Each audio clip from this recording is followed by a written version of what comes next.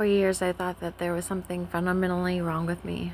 I loved deeply, cared deeply, grieved deeply, and feared deeply. I had experienced so much loss, disappointment, neglect, abandonment, and heartbreak that I eventually began to believe that everyone would leave. I stopped trusting. I stopped asking for help. I convinced myself that I had to carry everything on my own because I had learned that the people I needed most would not always be there when I needed them. I became afraid to hope because hope had become painful.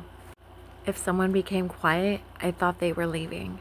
If someone seemed distant, I thought I had done something wrong. If someone hurt me, I assumed I had to protect myself immediately. And if I thought that someone was going to leave me, I would open the door and walk away before they had the chance to leave first. I thought that I was protecting myself. In reality, I was protecting myself from pain that had already happened. I wasn't always reacting to the present. I was reacting to years of grief, years of loss, years of fear, years of wondering why the people I loved disappeared from my life, years of believing that I had to earn love instead of simply receiving it. I was fighting battles that the people standing in front of me had never created.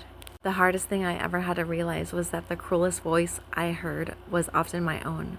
When I made a mistake, I didn't tell myself that I had made a mistake. I told myself that I was a mistake. I called myself stupid. I told myself that I ruined everything. I told myself that everyone would be better off without me.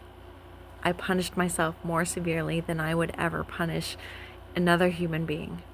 I was so afraid of being abandoned that I abandoned myself first. Then I began to understand something. Pain has a way of teaching us lessons that are not always true. I learned that not everyone is the same. I learned that not everyone leaves. I learned that not everyone wants to hurt me. I learned that love and fear are not the same thing. I learned that setting boundaries is not rejection. I learned that asking for help is not weakness.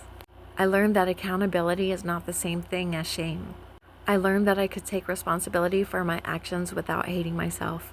I learned that I could apologize without believing that I was worthless. I learned that I am lovable, not because of what I can do for other people, but because of who I am.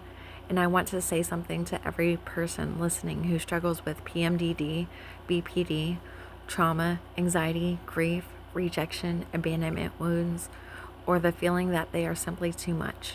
You are not too much. You are not broken. You are not beyond hope. You are not unlovable, and you do not have to do this alone. For years, I thought asking for help meant that I had failed. I thought that strength meant carrying everything by myself. I was wrong. Seeking help was one of the bravest decisions I ever made. Therapy is not weakness. Medication is not weakness. Asking for support is not weakness. Learning healthier patterns is not weakness.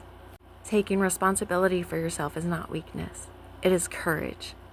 Please don't wait until you have lost yourself before you decide that you matter. Please don't wait until your heart is shattered before you decide that you are worthy of care. You deserve support. You deserve understanding. You deserve patience. You deserve peace. And you deserve to know that your life is worth fighting for. If you have ever felt unseen, unheard, forgotten, rejected, abandoned, ashamed, or unworthy, I want you to hear me clearly. There is hope. Healing is possible. You are worthy of love, and you never have to earn the right to exist. You were worthy all along. If my story reaches even one person, then I will know that every painful lesson I have lived through has become something beautiful, because the purpose of my pain is no longer to destroy me. The purpose of my pain is to help me bring light to someone else's darkness. And if you are in that darkness right now, I want you to know that I see you. I hear you. You matter, and you are not alone.